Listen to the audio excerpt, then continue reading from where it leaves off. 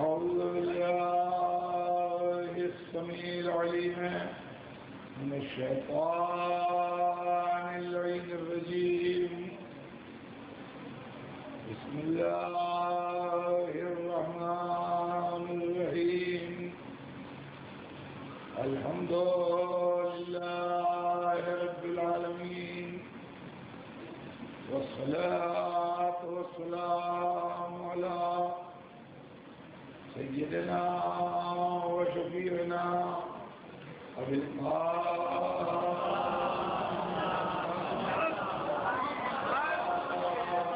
الطيبين الطاهرين المعصومين، ولعنة الله على أعدائهم أجمعين من يومنا هذا إلى يوم الدين.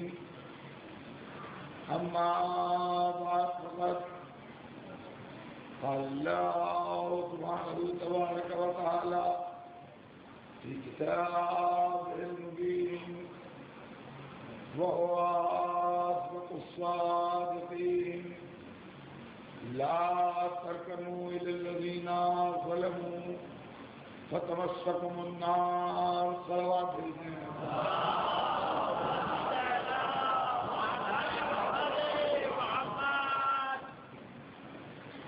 ارشاد اقدس سے جناب رب العزت ہے کہ دیکھو، ہرگز ہرگز کبھی ان لوگوں کی طرف تمہارا ہلکا سا جھکاؤ بھی نہ ہو جنہوں نے ظلم کیا ہے، ورنہ جہنم تمہیں بھی کھینچ لے. عزیزان گرامی، ہمارے آج کے درمیان جو گفتگو چل رہی ہے وہ یہ ہے کہ اسلام ظلم کے خلاف ہے. اب آج مجھے اس سلسلے کی سب سے اہم بات آپ کو سنانا ہے، اور وہ بھی قرآن پاک کی روشنی، کہ اسلام کے ساتھ ٹریجڈی یہ ہوئی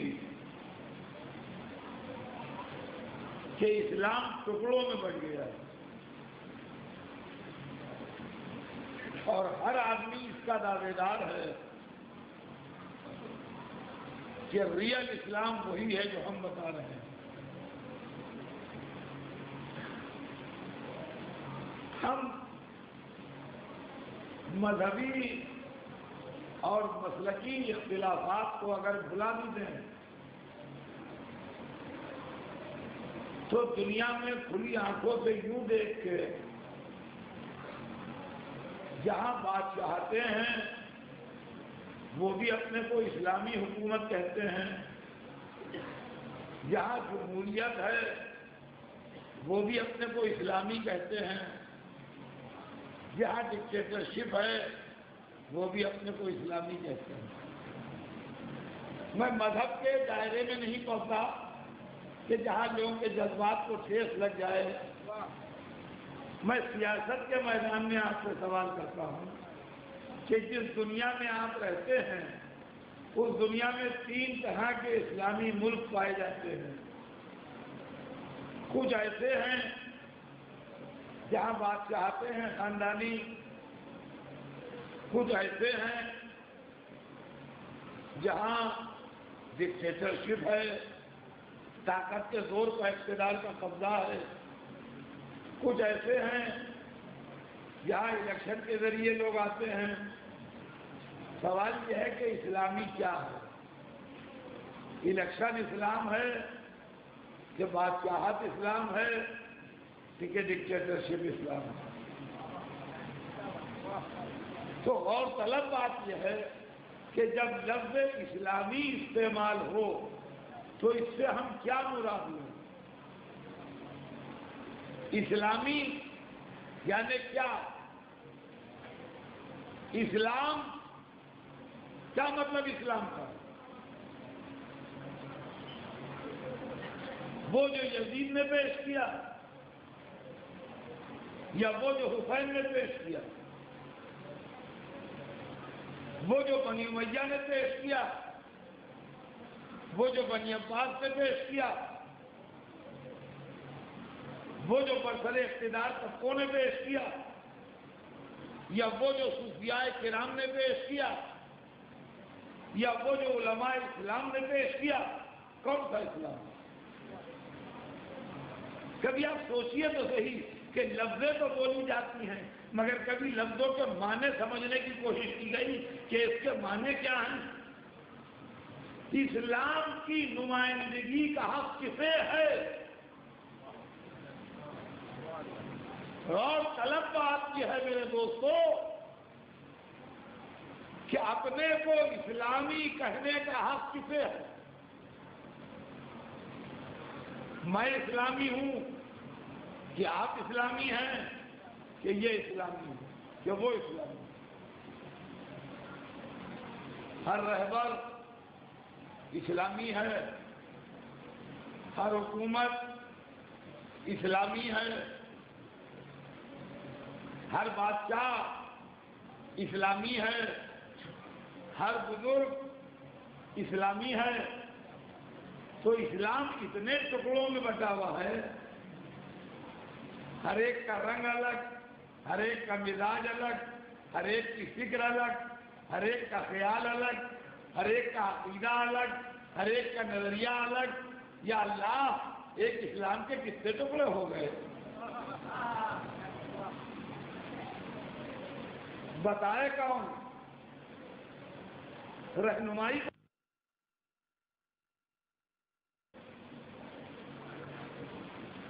ہم اسلامی نمائندہ کسے کہیں؟ تو ممکن ہے جواب آئے کہ پہلے اسلام سمجھو گے کیا ہے؟ ان الدین عند اللہ الاسلام، دین اللہ کے نزدیک اسلام ہے۔ توجہ چاہتا ہوں عزیزان گرامی، دین اللہ کے نزدیک اسلام ہے۔ تو اسلام آپ کا دین ہے، میرا دین ہے، ان کا دین ہے، کسی بڑے تاجر کا دین ہے، کسی بادشاہ کا دین ہے، کسی مولانا کا دین ہے، کسی پیر طریقت کا دین ہے، یا اللہ کا بھیجا ہوا دین ہے؟ کیا پہلے یہ طے کیجیے کہ یہ اسلام جو ہے یہ ملکیت کس کی ہے؟ یہ کس کا؟ اللہ کا ہے کہ بادشاہ سلامت کا ہے کہ قبلہ و کعبہ کا ہے کہ بڑے شیخ صاحب کا ہے؟ اسلام کس کا ہے؟ تو کہا دے یہ کون سی بات کر رہے ہو؟ اللہ کا ہے۔ تو اسلام اللہ کا بھیجا ہوا دین ہے، اس میں کوئی جھگڑا تو نہیں ہے۔ ایک ایک بات طے کرتے جائیے۔ اسلام اللہ کا بھیجا ہوا دین ہے، تو اس دین کے نمائندے بھی اللہ ہی بھیجے گا۔ اس دین کے نمائندے بھی اللہ ہی بھیجے گا، تو وہی اسلامی کہلائیں گے، ورنہ مسلمان تو سب ہیں، لیکن اسلامی وہی ہوگا جس کو اللہ مہر لگائے جس پر۔ اب اللہ کی مہر کس پر لگے گی یہ مسئلہ ہے۔ توجہ چاہتا ہوں عزیزان گرامی، آج سے ہزاروں سال پہلے اللہ کا ایک عظیم پیغمبر گزرا جس کو آج دنیا کے 3 بڑے مذہب مانتے ہیں، یعنی یہودی، عیسائی اور مسلمان۔ یہ دنیا کے 3 بڑے مذہب اس نبی کی عظمت کے قائل ہیں، اور وہ ہیں حضرت ابراہیم خلیل اللہ۔ جناب ابراہیم اللہ کے وہ عظیم پیغمبر ہیں کہ جن کو دنیا کے 3 مذہب بڑے احترام سے دیکھتے ہیں. جیوز بھی ان کا بہت احترام کرتے ہیں، کرسچنز بھی ان کا بہت احترام کرتے ہیں، اور مسلمان بھی ان کا بہت احترام کرتے ہیں. تورات میں بھی ان کا تذکرہ ہے، انجیل میں بھی ان کا تذکرہ ہے، اور قرآن میں بھی ان کا تذکرہ ہے. پہلے 2 مذہب یعنی یہودی اور عیسائی مذہب ان کے ایک بیٹے کے سلسلے سے ہیں، اور اسلام ان کے ایک بیٹے کے سلسلے سے. یعنی جناب ابراہیم کی 2 بیویاں تھیں، اور ہر بیوی کو اللہ نے ایک فرزند دیا، اور دونوں فرزند ان کے نبی ہوئے. جناب ابراہیم کی ایک زوجہ جناب حاجرہ تھی، ان کے صاحبزادے حضرت اسماعیل تھے جو نبی ہوئے، اور جناب ابراہیم کی دوسری زوجہ جناب سارہ تھی، ان کے صاحبزادے جناب اسحاق تھے جو نبی ہوئے. جناب موسیٰ اور جناب عیسیٰ سلسلہ حضرت اسحاق سے ہیں، اور ہمارے رسول سلسلہ حضرت ابراہیم سے ہیں، اسماعیل سے ہیں. ہمارے رسول سلسلہ حضرت اسماعیل سے ہیں، اور جناب موسیٰ و عیسیٰ سلسلہ حضرت اسحاق سے ہیں. غور کیا آپ نے؟ اور اس میں ایک نقطہ اور بھی ذہن میں رہے کہ عیسیٰ کو سلسلہ اسحاق میں مانا جاتا ہے، جبکہ عیسیٰ بغیر باپ کے پیدا ہوئے. یعنی دوسرے مذہب بھی یہ مانتے ہیں کہ بیٹی کی نسل سے بھی جو ہو اس کا سلسلہ ملتا ہے. صلوات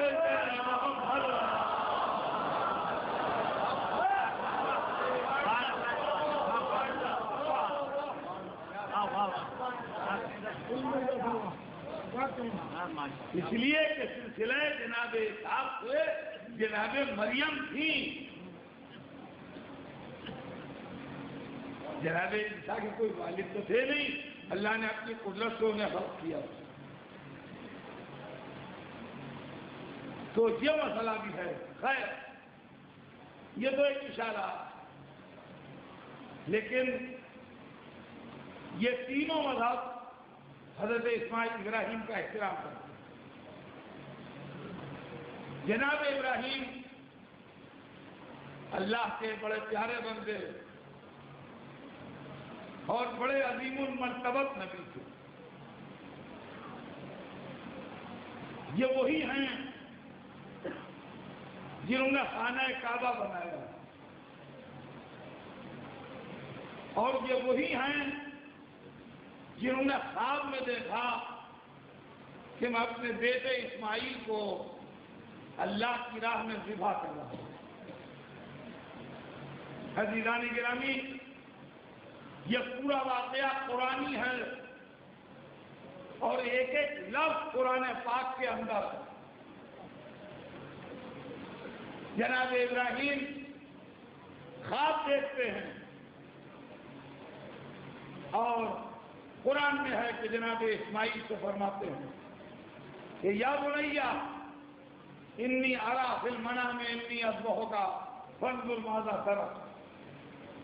اے بیٹا، میں نے خواب میں دیکھا ہے کہ میں تمہیں ذبح کر رہا ہوں.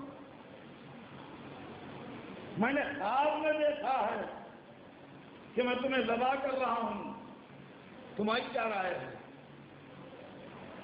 عزیزان گرامی، انصاف سے بتائیے، کہیں خوابوں کی باتوں کا ایکشن ہوتا ہے؟ میں خواب میں دیکھوں کہ میں اپنے بیٹے کو ذبح کر رہا ہوں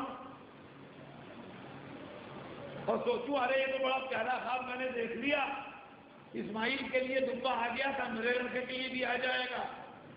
میں نے جناب چھری تیز کر چڑھا کے وہ لٹا دیا اس کو، چلا دی چھری، دمبا تو آیا نہیں، پولیس آ گئی۔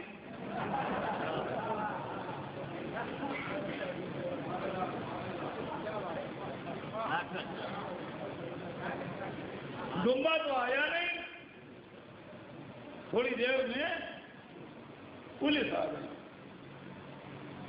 وہ پکڑ کے لے گئی۔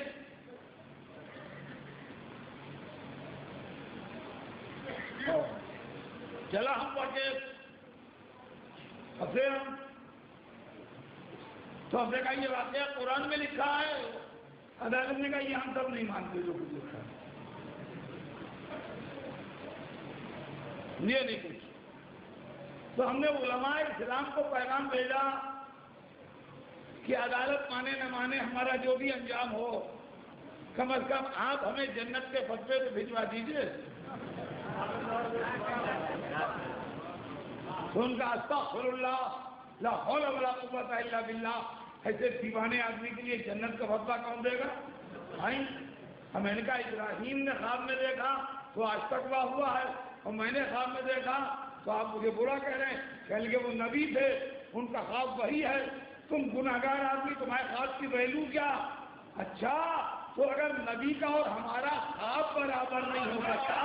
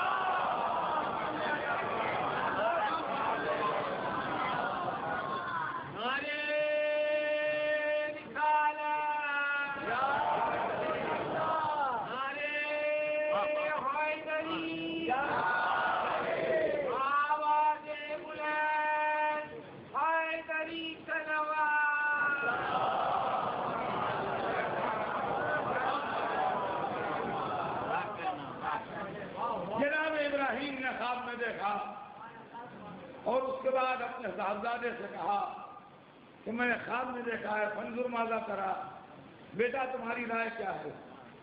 اب ذرا نبی بیٹے کا، وہ بھی نبی ہے، جناب ابراہیم بھی نبی اور جناب اسماعیل بھی نبی، نبی بیٹے کا جواب سنیے۔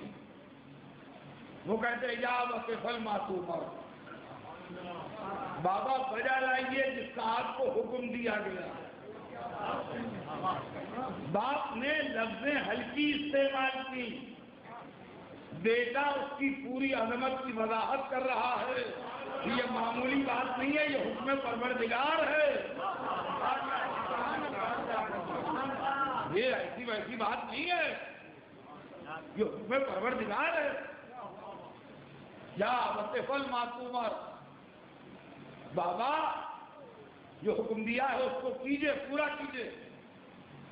سجدنی انشاءاللہ من الصابرین،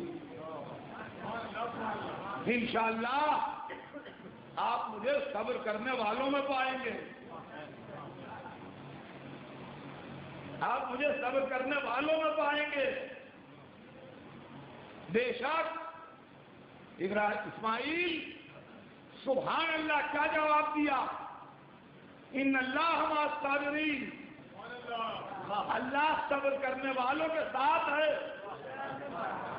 آپ نے ایسا جواب دیا کہ اللہ آپ کے ساتھ ہے، مگر عزیزوں یہ بھی تو ہوتا ہے کہ لڑکے کو 65% ملے تو فرسٹ ڈویژن ہے،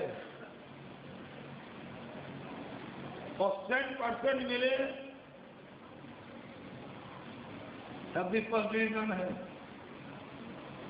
85% ملے ڈسٹنکشن ہے، 10% ملے تب بھی ڈسٹنکشن ہے، فرسٹ ڈویژن ہے۔ ایگزامنر نے نمبر کسی کو کم کسی کو زیادہ کیوں دیے؟ ایک کو 85 دیے 85 اور ایک کو 100 میں 100 دیے، پاس دونوں ہیں، ڈسٹنکشن دونوں کو ہے، فرسٹ کلاس دونوں ہیں، مگر مارک شیٹ پر ایک کے لکھے ہیں 100 میں 100 اور ایک کے لکھے 100 میں 85۔ جو ایگزامنر صاحب یہ کیا فرق کیوں ہے؟ کہا بھائی جواب کے سلیقے میں فرق ہے،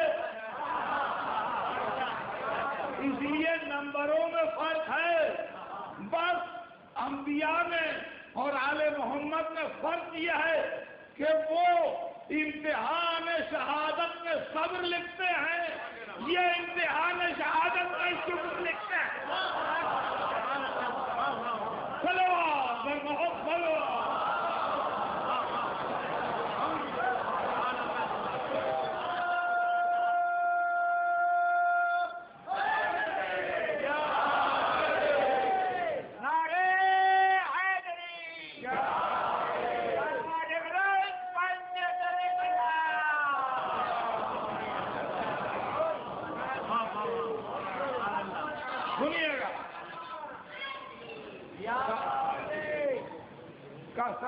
انشاءاللہ ہمیں استعمال انشاءاللہ آپ مجھے صبر کرنے والوں میں پائیں گے۔ آج ہزاروں سال سے یہ فریضہ حج ادا کیا جاتا ہے،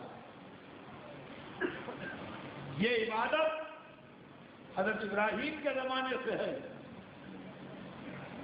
اسلام میں آن کے تھوڑی سی جو غلط باتیں بعد میں شامل ہو گئی تھی ان کو نکال کے اس کو خالص عبادت بنا دیا پھر، ورنہ طواف بیت اللہ اور حج بیت اللہ کا رواج قدیم ہے، اور طواف بیت اللہ تو حضرت آدم کے زمانے سے ہے۔ بہرحال مجھے اس کی تاریخ نہیں سنانا ہے، لیکن یہ کہ یہ بڑی پرانی عبادت ہے۔ آج تو اتنی عظیم اور اتنی محترم عبادت جس کا نام حج ہے، یہ جو ہوتی ہے یہ یاد قربانی ابراہیم و اسماعیل ہے۔ جو لوگ حج کے شرف سے مشرف ہو چکے ہیں وہ خوب جانتے ہیں کہ حج یاد قربانی ابراہیم و اسماعیل ہے، اور حج میں انہی لوگوں کی یادگاریں بکھری ہیں۔ اللہ کی عبادت و اطاعت کے علاوہ حج 4 کیریکٹرز کے گرد گھومتا ہے۔ جو حج کو جا چکے ہیں وہ متوجہ ہوں، عظمت پروردگار کے اقرار کے علاوہ حج 4 کیریکٹرز کے گرد گھومتا ہے۔ جناب ابراہیم، جناب اسماعیل، بی بی ہاجرہ، یہ 3 اچھے کیریکٹر جو اللہ کو پسند ہیں، اور شیطان برا کیریکٹر جو اللہ کو ناپسند ہے۔ ابراہیم کی یاد میں مقام ابراہیم پر نماز ہوتی ہے، اسماعیل کی یاد میں قربانی ہوتی ہے، بی بی ہاجرہ کی یاد میں صحیح ہوتی ہے، اور شیطان سے اظہار نفرت کے لیے پتھر مارے جاتے ہیں۔ معلوم ہوا کہ اسلام نے بہت پہلے ہم کو یہ بتایا کہ جب کوئی قربانی دے تو قربانی دینے والے سے اظہار محبت کرو اور اس کے دشمن سے اظہار نفرت کرو۔ تو اگر یاد خلیل و نبی بغیر شیطان کو پتھر مارے پوری نہ ہو تو یاد حسین بغیر یزید سے نفرت کیے کہاں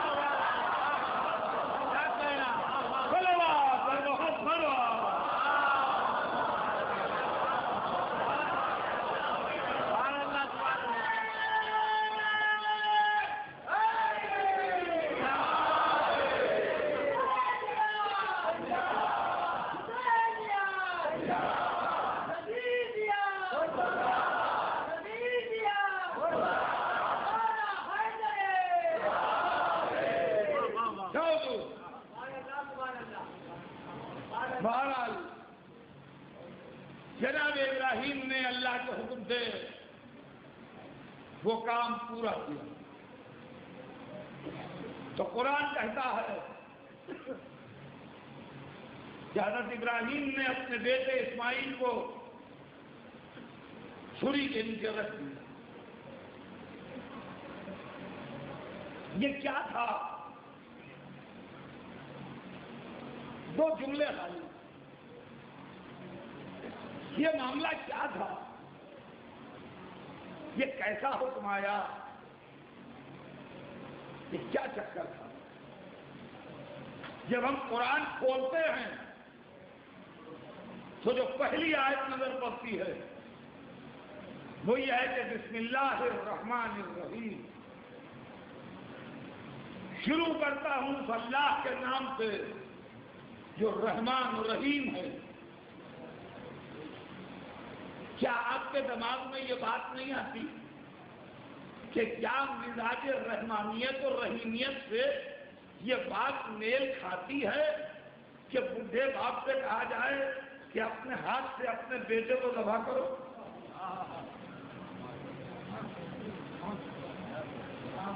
اب بتائیے مجھے، وہ باپ جواب دیں جن کے لڑکے جوان ہیں، سمجھدار ہیں. کیا یہ حکم آپ کی سمجھ میں ظالمانہ نہیں آتا؟ کیا آپ کو ایسا کچھ احساس نہیں ہوتا کہ اس میں زیادتی ہے باپ کے ساتھ؟ کہ باپ کے اوپر دباؤ ڈالا جا رہا ہے کہ اپنے بولتے کھیلتے باتیں کرتے اچھے خاصے سمجھدار لڑکے کو چھری پھیر دو. ٹھیک ہے، ہم مسلمان ہیں، ہمارے یہاں کا واقعہ ہے، ہمارا دین ہے، ہمارا ایمان ہے، ہمارا عقیدہ ہے، سب کچھ صحیح ہے، مگر انسان کی حیثیت سے آپ کو کیسا لگتا ہے صاحب؟ کبھی آپ نے اس کو سوچا؟ کبھی آپ نے اس پر دماغ لگایا تھوڑا سا کہ ایک باپ سے کہا جائے کہ اپنے لڑکے کو دبا کر دو؟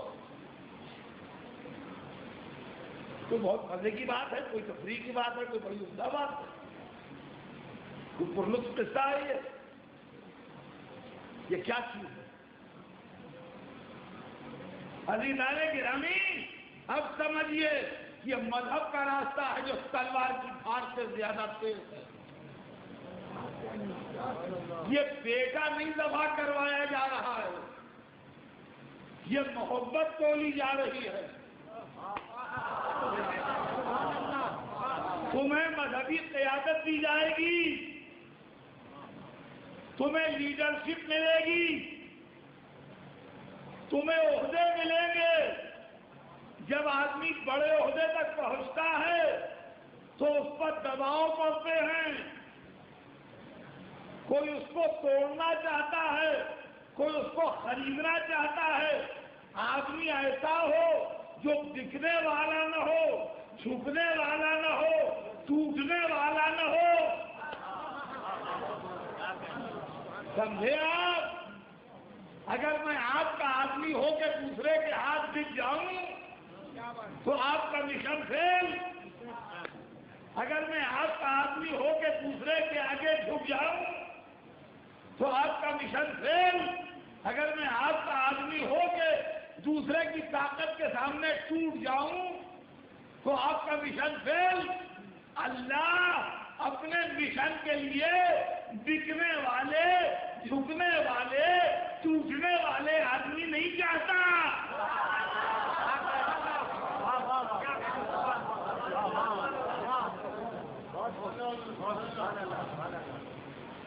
لہذا ایک دفعہ ابراہیم آگ میں ڈالے جاتے ہیں،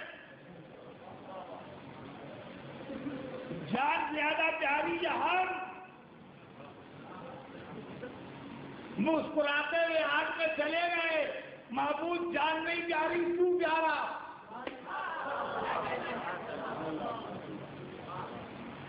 دوسرا امتحان اس سے بڑا ہوا۔ ہر بار اس مجلس میں جتنے ماشاءاللہ صاحب اولاد بیٹھے ایک ہی بات کہی ہوئی کہ آپ ہیں اور آپ کا جوان لڑکا ہے، اور ڈاکو رائفل لیے ہوئے آتا ہے دشمن، کہتا بھائی ایک کو ہم ماریں گے ایک کو چھوڑیں گے، کس کو آگے کریں گے آپ؟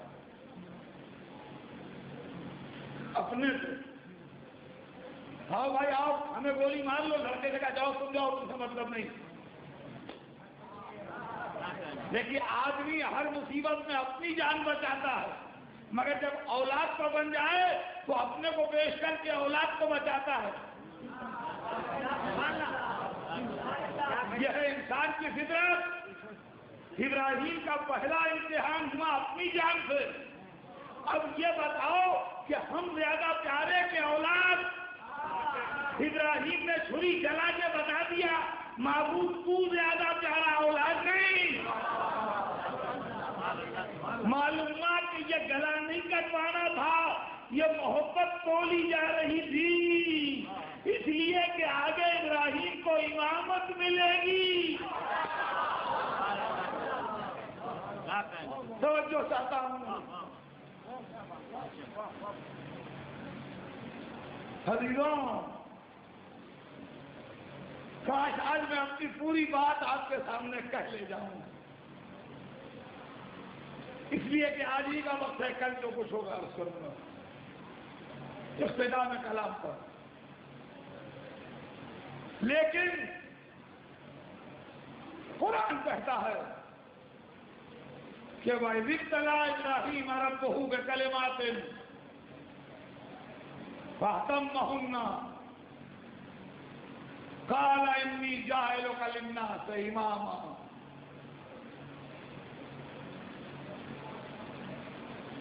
سنیے ریلیجس لیڈرشپ کا فلسفہ، مذہبی قیادت کی فلسفی سنیے قرآن سے۔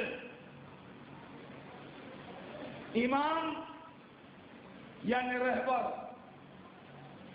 امام یعنی لیڈر، امام یعنی قائد، امام یعنی آگے چلنے والا، امام یعنی وہ جس کو فالو کیا جائے۔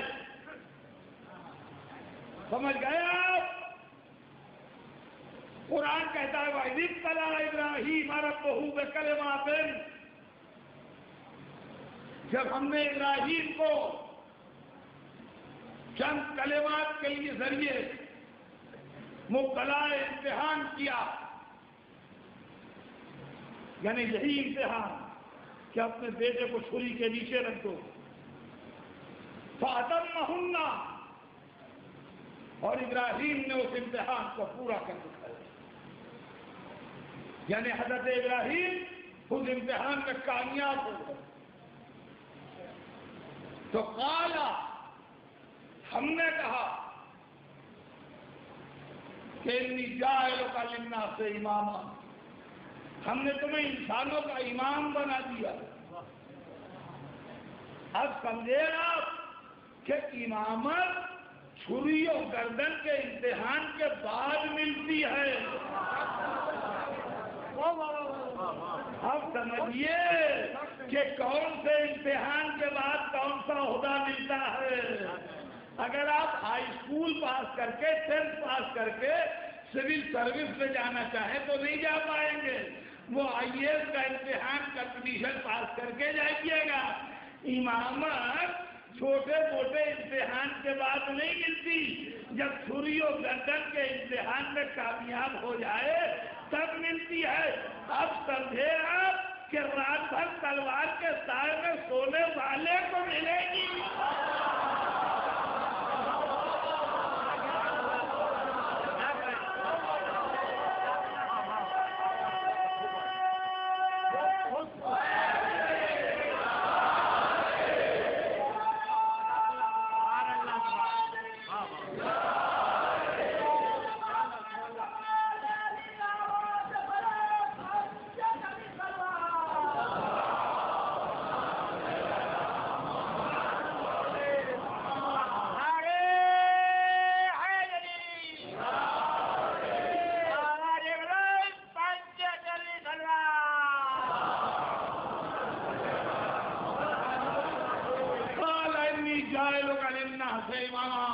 ہم نے کہا کہ ہم نے تمہیں انسانوں کا امام بنا دیا، اور ادھر ابراہیم کو عہدہ ملا۔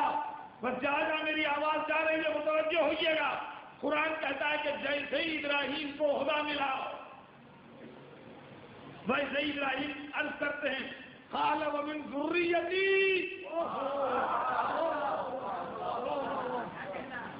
جیسے ہی مشیت نے کہا کہ ہم نے تمہیں امام بنا دیا، معلومہ امامت کوئی ایسی شے ہے کہ ابراہیم جیسا نبی بھی اپنی نسل میں دیکھنا چاہتا ہے۔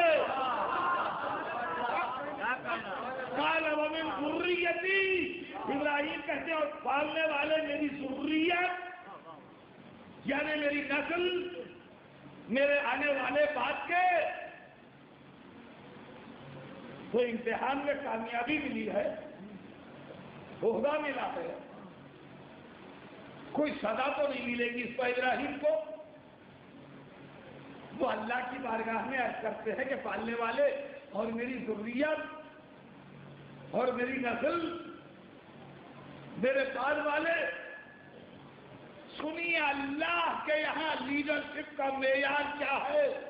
قالا، اللہ نے کہا لا ینال عہد الظالمین، ہمارا عہدہ کبھی ظالموں کو نہیں ملے گا۔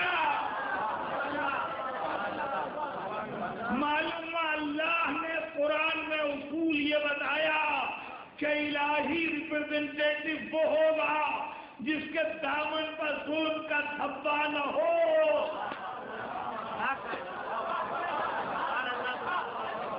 الہی نمائندہ وہ ہوگا جس کے دامن پر ظلم کا دھبا نہ ہو۔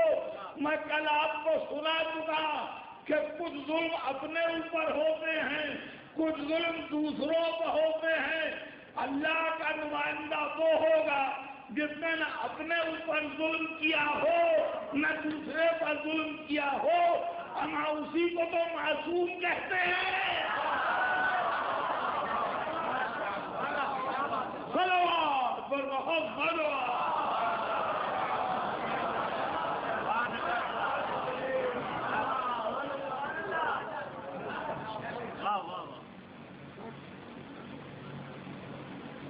اللہ کے یہاں اصول بتائے جاتے ہیں، شخصیتیں نہیں، کون ہوگا کون نہیں، ناموں سے کیا جھگڑا، نام ادل بدل ہو جاتے ہیں، فارمولہ بنا ہوا ہے، الہی عہدہ ظالموں کو نہیں ملے گا۔ لا ینال عہد الظالمین، میرا عہدہ کبھی ظالموں کو نہیں ملے گا، میرا عہدہ کبھی ظالموں کو نہیں ملے گا۔ اس سے بڑے بڑے مسئلے کلیئر ہو گئے، ماضی حال مستقبل سب روشن ہو گئے۔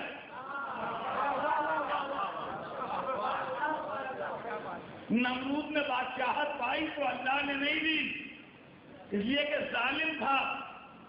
فرعون کا اقتدار سے اللہ کا کوئی مطلب نہیں، اس لیے کہ ظالم تھا۔ حامان و شداد سے اللہ کا کوئی مطلب نہیں، اس لیے کہ ظالم تھا۔ یزید و مروان سے اللہ کا کوئی مطلب نہیں، اس لیے کہ ظالم تھے۔ بنی امیہ و بنی عباس سے اللہ کا کوئی مطلب نہیں، اس لیے کہ ظالم تھے۔ اس دن سے لے کے آج تک جو ظالم عہدہ پائے وہ اسلامی عہدہ نہیں ہوگا، اس لیے کہ الہی عہدہ ظالم کو نہیں ملے گا۔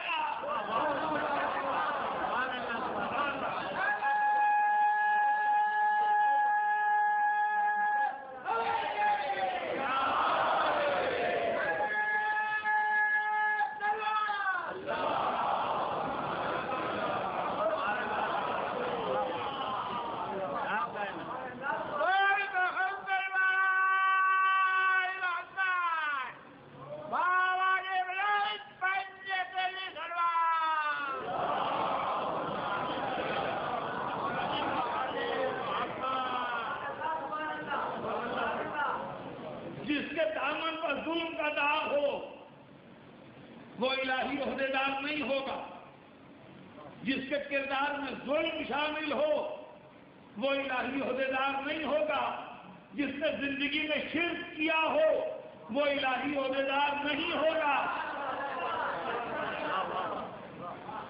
اسی لیے تو ہم نے تاریخ میں یہ منظر بھی پڑھا کہ وہ لوگ جو علی کو امام اور معصوم نہیں بھی مانتے، وہ یہ کہتے ہیں علی نے بچپن میں بھی کبھی کسی بت کو سجدہ نہیں کیا۔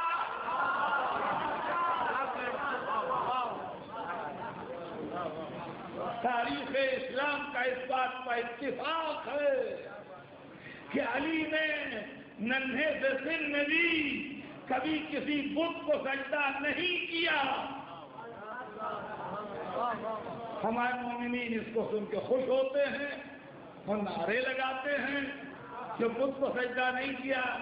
میری تھنکنگ ذرا بدلی بھی ہے، میں کہتا ہوں کیوں نہیں کیا، کرنا چاہیے تھا۔ ہر ایک قادر صاحب آپ سے یہ امید نہیں تھی۔ غیر تو کہیں کہ علی نے بت کو سجدہ نہیں کیا اور آپ کہیں کرنا چاہیے تھا۔ ارے کیا بک رہے ہیں آپ؟ میں نے کہا بھائی دیکھو میں تو روزمرہ کی زندگی سے مجلس پڑھتا ہوں۔ جس گھر میں ماں باپ نانا دادا چچا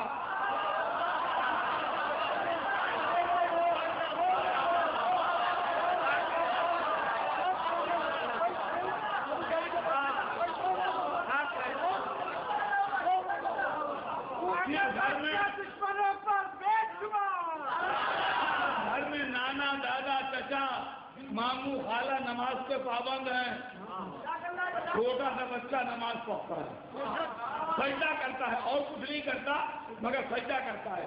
اس سے اسے ہوش نہیں کہ ننگا ہے کہ چڈی پہنے ہے مگر سجدہ کرے گا، چاہے بڑے ہو کے پکا بے نمازی ہو جائے مگر 1.5 برس 2 برس 3 برس کے سجدے دن میں جو نماز پڑھ رہا ہے اس کے مصلے پر آنکھ کے سجدہ کر رہا ہے۔ اور جس گھر میں نماز کا چلن نہیں ہے میں کچھ اللہ سے تعلقات اچھے نہیں ہیں، بڑے صاحب چھوٹے صاحب میں تعلقات گڑبڑ ہے، نہیں کرتے اللہ کو سجدہ میں بیٹھے۔ اس گھر کا بچہ بچپنے میں کبھی نماز نہیں پڑھے گا، بھلے جوان ہو کر پکا نمازی ہو مگر 2-3 برس کے سن میں سجدہ نہیں کرے گا۔ تو اب جو تاریخ یہ لکھتی ہے کہ علی نے بچپن میں کسی بت کو سجدہ نہیں کیا، تو 2 باتوں میں سے ایک بات ہے، یا تو گھر میں چلن نہیں تھا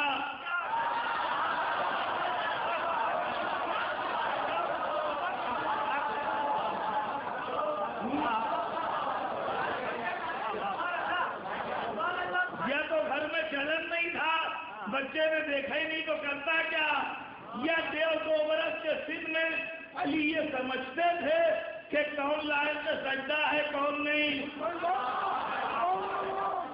پہلی بات مانیے تو ابو طالب کو مومن کہیے،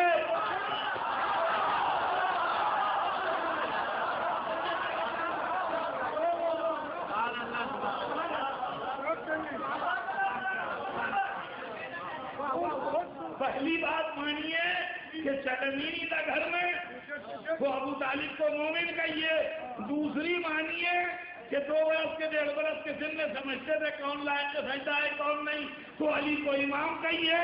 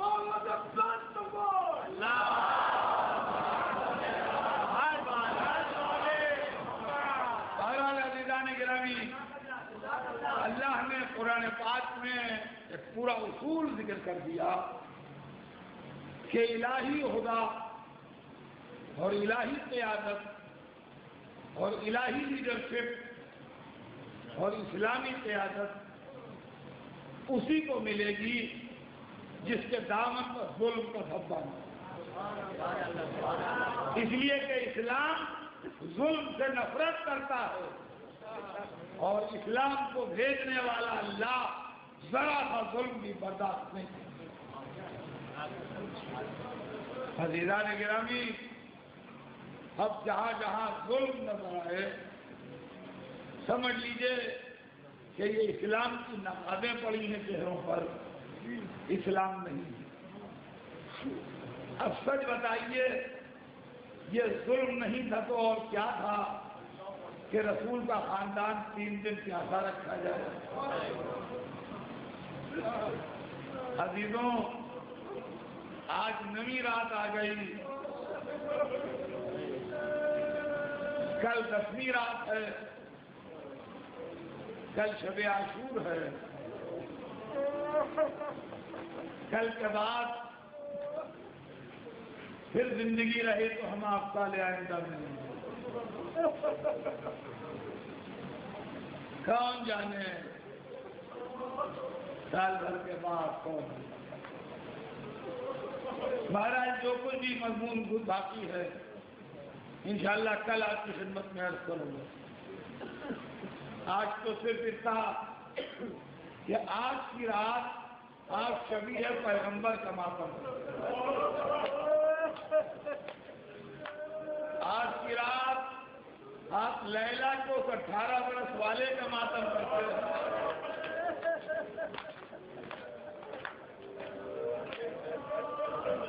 جو سینے وہ بچی کا بل کھا کے ماں سے عزیزوں، جب عباس بھی شہید ہو چکے تو علی اکبر آئے، عرض کی بابا اب مجھے بھی اجازت دیجیے۔ حسین نے علی اکبر کو روکا نہیں، کہا بیٹا جاؤ خیام حرم میں رکھو۔ شہزادہ خیمے میں گیا، ماں سے کیسے اجازت دی، بہن کو کیسے سمجھایا، پھوپھی کو کیسے راضی کیا مجھے نہیں معلوم، مجھے اتنا معلوم ہے کہ خیمے کا پردہ اٹھتا تھا اور گرتا تھا، علی اکبر نکلنا چاہتے تھے، سیلانیاں روک لیتے تھے۔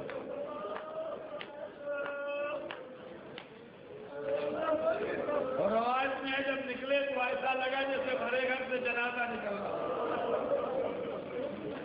باپ کے سامنے آئے، باپ نے سر پر خود رکھ کے رخصت کیا، جہاد کو دیکھنے لگے۔ علی اکبر لڑ رہے تھے، حسین علی اکبر کے جہاد کے پردے میں تصویر جہاد محمد دیکھ رہے تھے۔ ایک دفعہ لڑتے لڑتے چہرے کا رنگ بدلا، خیمے کے دروازے پر جناب لیلا بھی کھڑی امام کا چہرہ دیکھ رہی تھی۔ کہا مولا کیا میرا لال زخمی ہو گیا؟ کہا نہیں لیلا زخمی تو نہیں ہوا، ایک پہلوان آیا ہے۔ لیلا خیمے میں جا کے دعا کرو۔ بی بی لیلا خیمے میں گئی، سیدانیوں کو جمع کیا، ہاتھ اٹھائے، یا راستہ یوسف علی یعقوب، اے یوسف کو یعقوب سے ملانے والے۔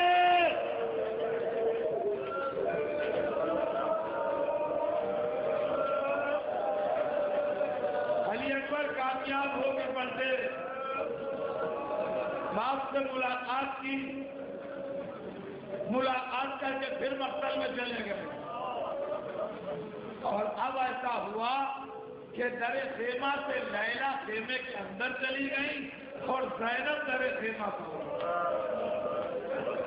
اور حسین ایسا لگا جیسے کسی آواز کے انتظار میں ہے۔ ایک دفعہ مقتل سے آواز آئی، یا بتا علیکم منی السلام، اے بابا میرا سلام لیجیے۔ حسین چلے تو کہہ رہے تھے یا علی، ہاں یا علی۔ علی اکبر کے سرانے پہنچے تو علی اکبر زندہ تھے۔ کہا بابا میرے دادا آ گئے، جہاں میں کوثر لیے ہیں۔ میں کہوں گا یا علی ایک جان خیمے میں علی اکبر ہتھیاں لے رہا ہے۔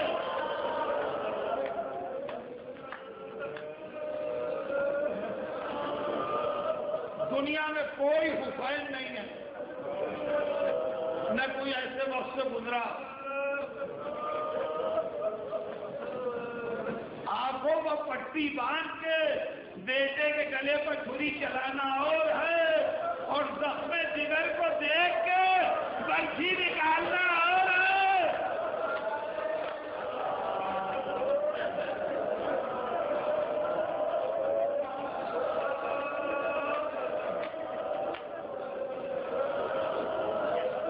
سنیے، سال بھر میں آج ہی کی رات پڑھتا ہوں اس کا سخت مزہ ہے۔ آسمان کو دیکھا، علی اکبر کو دیکھا، رونے سے رونے کی آواز سنی، بایاں ہاتھ زمین پر ٹیکا، دہنے ہاتھ سے برچھی کا پھل پکڑا، کہا بسم اللہ و باللہ، برچھی کا پھل تو نکل آیا مگر علی اکبر کا دم بھی نکل گیا۔ منہ بابو رکھ دیا، یاد نہیں آ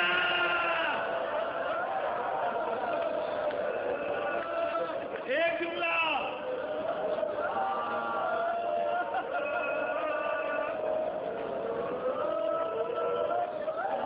آپ نے کبھی اپنی زندگی میں کسی جوان کی میت اٹھتے دیکھی ہے؟